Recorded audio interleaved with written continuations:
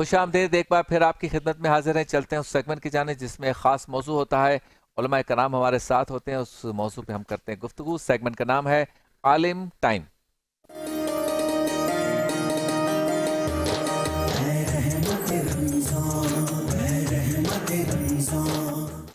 آج ہمارا موضوع ہے دعاؤں کا مہینہ، اور اس میں کیا شک ہے کہ ماہ رمضان المبارک میں ہر ساتھ جو ہے وہ قبولیت کی ساتھ ہے، تو پھر یہی دعاؤں کا مہینہ ہے۔ موجود ہے ہمارے ساتھ ڈاکٹر جواد ہاشمی صاحب، مفتی غلام دستگیر صاحب اور مفتی شاہد نعیمی صاحب۔ آپ تینوں معزز مہمانان گرامی کا شکریہ، آپ تشریف لائے۔ سب سے پہلے ڈاکٹر جواد ہاشمی صاحب، کیوں کہا گیا ہے ماہ رمضان کو کہ یہ دعاؤں کا مہینہ ہے؟ بسم اللہ الرحمن الرحیم۔ ویسے تو سال بھر اللہ رب العزت نے انسان کو اجازت دی ہے کہ وہ دعا مانگے، اللہ رب العزت کا فرمان ہے بندوں سے کہ وہ دعا مانگے، لیکن اللہ تعالیٰ جو ہے بعض ایام سال میں ایسے مقرر فرما دیتا ہے کہ جس میں اللہ تعالیٰ خاص طور پر پیکیج دیتا ہے انسانوں کو کہ وہ آئیں تو اللہ تعالیٰ جو انہیں زیادہ سے زیادہ بخشیں۔ جیسے ہفتے کے ایام میں جمعے کو یہ فضیلت حاصل ہے، اسی طرح سال کے مہینوں میں اللہ رب العزت نے رمضان المبارک کے اندر یہ برکت رکھی ہے، اور رمضان المبارک کو اللہ تعالیٰ نے مقام عطا فرمایا تاکہ اس مہینے میں لوگ زیادہ سے زیادہ اس کی طرف آئیں۔ قرآن کریم کے اندر اللہ رب العزت نے فرمایا کہ وَإِذَا سَأَلَكَ عِبَادِي عَنِّي فَإِنِّي قَرِيبٌ أُجِيبُ دَعْوَةَ الدَّاعِ إِذَا دَعَانِ فَلْيَسْتَجِيبُوا لِي وَلْيُؤْمِنُوا بِي لَعَلَّهُمْ يَرْشُدُونَ کہ اے حبیب اگر لوگ آپ کے پاس آئیں اور میرے متعلق اگر سوال کریں تو آپ ان سے فرما دیجئے میں ان کے قریب ہوں، اگر کوئی بندہ مجھ سے پکارے اور مجھ سے اگر دعا مانگے تو میں ان کی دعائیں مستجاب کرنے والا ہوں۔ یہاں پر ایک شرط ہے کہ اللہ رب العزت نے یہ فرمایا کہ اگر کوئی دعا مانگے تو اللہ تعالیٰ نے فرمایا کہ میں دعائیں قبول کروں گا، تو بس یہاں اللہ رب العزت یقینی طور پر اپنے وعدے کی خلاف ورزی نہیں فرمائے گا۔ تو شرط یہ کہ ہم دعا مانگے، اگر بندے دعا مانگے اللہ رب العزت کی بارگاہ میں تو اللہ تعالیٰ یقینی طور پر جو ہے انسان کو عطا فرمائے گا۔ اچھا، آپ کا تھوڑا مائک پرابلم کر رہا ہے کہ آپ کی گفتگو مکمل کرتے ہیں؟ اچھا مفتی صاحب یہ بتائیں کہ دعا مانگنے کا پھر سلیقہ کیا بیان کیا گیا ہے؟ دعا تو ہم سب مانگتے ہیں، عام لوگ بھی مانگتے ہیں، خواتین بھی مانگ رہی ہیں، پڑھا لکھا بھی مانگ رہا ہے، ان پڑھ بھی مانگ رہا ہے۔ آپ حضرات کیا ترغیب دیتے ہیں، کس طرح سے دعا مانگے، اس کا سلیقہ کیا؟ بسم اللہ الرحمن الرحیم، اہدنا الصراط المستقیم، صدق اللہ العظیم۔ بہت اہم ترین سوال کہ دعا، دیکھیں دعا ایک مستقل عبادت ہے۔ سرکار دو عالم علیہ الصلوۃ والسلام اور قرآن پاک میں حضور پرنور علیہ السلام کے فرامین موجود ہیں، قرآن پاک میں بھی آیت موجود ہے۔ اللہ فرماتا ادعونی استجب لکم، مجھ سے مانگو میں قبول کروں گا۔ واہ واہ۔ دوسرا حضور نے فرمایا دعا مخ العبادہ، دعا عبادت کا مغز ہے، اور دعا سلاح المومن، دعا مومن کا ہتھیار ہے۔ واہ۔ لیکن مسئلہ یہ ہے کہ دعا مانگی کس طرح جائے، جیسے کہ آپ کے سوال سے ظاہر ہے کہ بھائی دعا مانگے بندہ، حضور نے فرمایا اللہ تعالیٰ غافل دل کی دعا قبول نہیں کرتا۔ اور آج ہمارے ہاں میں یہ کہوں کہ 90% تو شاید غلط نہ ہو کہ لوگ دعا مانگنے کا ان کو طریقہ پتہ نہیں ہوتا ہے۔ اس کی ایک بہت بین اور واضح اور روشن مثال جمعہ کی نماز ہے۔ جمعہ کی نماز میں صرف مولانا صاحب دعا مانگ رہے ہوتے ہیں، باقی یا تو ادھر سرور کھجال رہے ہوتے ہیں، یا توجہ نہیں ہوتی ہے، یا بھاگنے کی کرتے ہیں، یا بعض اوقات نیتیں باندھے کھڑے ہو جاتے ہیں۔ کہ آج ایک بہت بڑا طبقہ ہے وہ اس بات سے محروم ہے کہ ان بیچاروں کو یہ تک پتہ نہیں ہوتا کہ دعا مانگی کیسے جائے اللہ کی بارگاہ میں۔ دیکھیں یاد رکھیے کہ نبی کریم علیہ الصلوۃ والسلام نے فرمایا کہ دعا غافل دل کی دعا اللہ قبول نہیں کرے گا۔ اچھا، کیا مطلب؟ یعنی انسان کی زبان کچھ کہہ رہی ہے، اس کے دماغ میں اور دل میں کچھ اور چل رہا ہے، تو فرمایا اللہ تعالیٰ اس دعا کو قبول نہیں فرمائے گا۔ ایک بات۔ دوسری بات یہ کہ دعا کی قبولیت کے لیے سب سے پہلے توجہ انماک، دوسرا رزق حلال، یہ بہت زیادہ ضروری ہے۔ صحیح۔ نبی کریم علیہ السلام نے شاہ فرمایا کوئی شخص اس طرح اتنا لمبا سفر کر کے آتا ہے کہ وہ گرد آلود ہو جاتا ہے، اتنے روزے رکھتا ہے کہ سوکھ کے کانٹا ہو جاتا ہے۔ حضور نے فرمایا کہ وہ سوکھ کے کانٹا ہو جاتا ہے، حتیٰ کہ پھر عالم یہ ہوتا ہے کہ اتنے وہ عبادتیں کرتا ہے کہ اس کی پیٹھ جو ہے وہ خم کھا جاتی ہے۔ اللہ۔ حضور نے فرمایا پھر عالم کیا ہے؟ عالم یہ ہے کہ اتنے ہاتھ بڑھاتا ہے کہ وہ ہاتھ اس کے آسمان تک پہنچ جائیں گے، لیکن اللہ اس کی دعا قبول نہیں کرے گا۔ اچھا، صحابہ نے پوچھا یا رسول اللہ، جو اتنی عبادتیں کر رہا ہے، اتنی عبادتیں کر رہا ہے، اتنی دعائیں کر رہا ہے، اتنی التجائیں کر رہا ہے، اور اللہ اس کی دعا قبول نہیں کرے گا، سوکھ کے کانٹا ہو گیا ہے۔ حضور نے فرمایا اس لیے کہ اس کا کھانا حرام ہے، اچھا، اس کا پہننا حرام ہے، اللہ اللہ ہے، اور جو وہ کام کر رہا ہے وہ حرام ہے۔ تو دعا کے لیے بنیادی چیز یہ ہے کہ جب بندہ دعا کرے تو اللہ تبارک و تعالیٰ کے حضور ایک تو گڑ گڑائے، یعنی اس کا وجود کا رواں رواں اللہ کے حضور جھکا ہوا واہ واہ واہ ہے، اس کی زبان جو کہہ رہی ہو، اس کی آنکھیں وہ آنکھوں سے اشک برس رہے ہوں، اس کے ہاتھ اللہ کے حضور پھیلے ہوئے ہوں. بلکہ بزرگان دین نے تو یہاں تک فرمایا صالحین نے فرمایا کہ جب ہاتھ اٹھائے تو عام طور پر ہوتا کیا ہے، اگرچہ اگر اللہ بغیر ہاتھ اٹھائے بھی دعا قبول کر لے گا، اللہ اس کی بھی دعا قبول کر لے گا کہ جس کے ہاتھ نہیں ہے. لیکن آداب، جو آپ نے سوال کیا آداب کا، تو آداب اور سلیقہ کیا ہے؟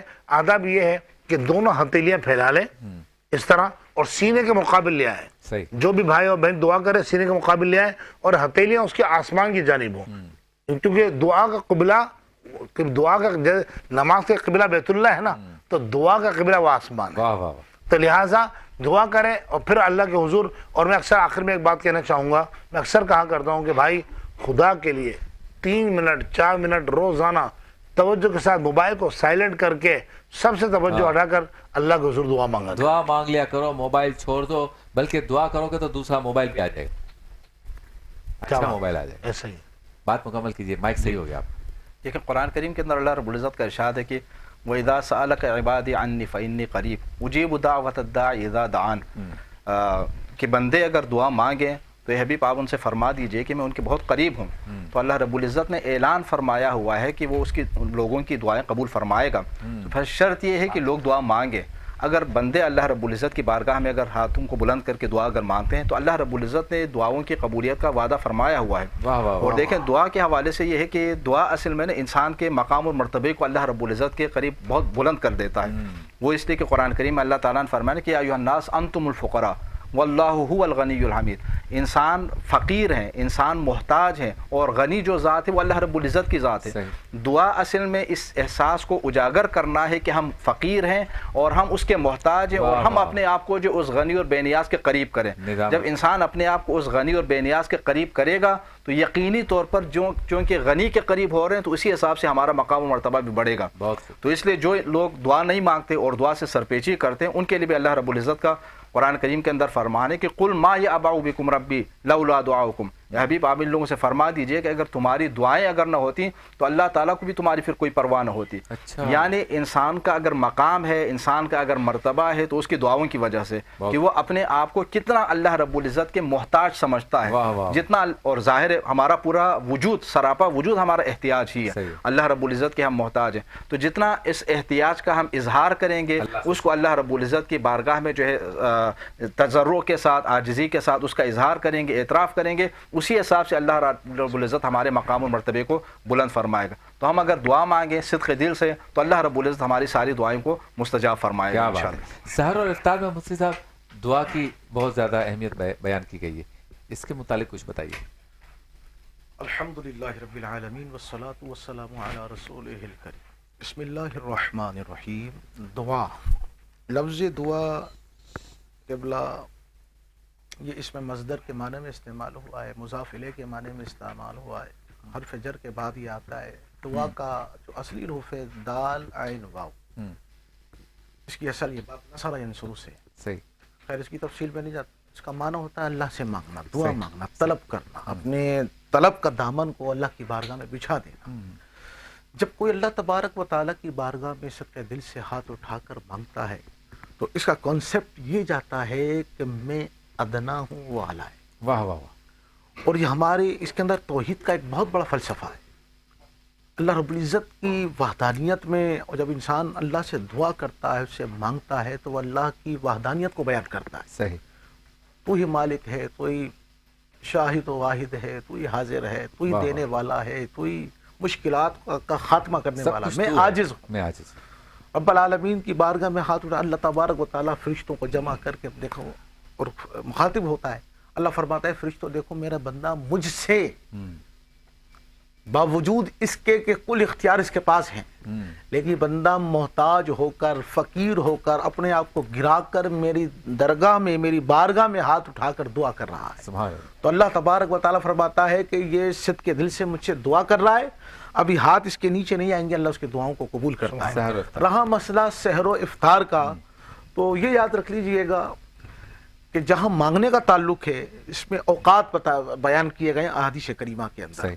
جو صبح کا ٹائم ہے جسے ہم تہجد کا ٹائم کہتے ہیں، یہ بڑا انمول وقت ہے واہ۔ اپنے رب سے ملاقات کا، اپنے رب سے کچھ کہنے کا، اپنے رب سے کچھ لینے کا۔ کیا بات، تو یہ تہجد کا جو ٹائم ہے یہ وہ وقت ہے کہ انسان یہ تصور کرتا ہے رب العالمین ساری دنیا سو رہی ہے، میں جاگ رہا ہوں، کیا بات، میں تجھ سے تیرے قرب کا سوال کر رہا ہوں۔ بہت تو یہ وہ وقت ہے اللہ تبارک و تعالیٰ اس وقت میں جب بندہ اللہ کے قریب ہوتا ہے، اللہ سے مانگتا ہے، تو اللہ تبارک و تعالیٰ بنسبت دن کے اس وقت میں اللہ تبارک و تعالیٰ اس کی دعاؤں کو قبول فرماتا ہے۔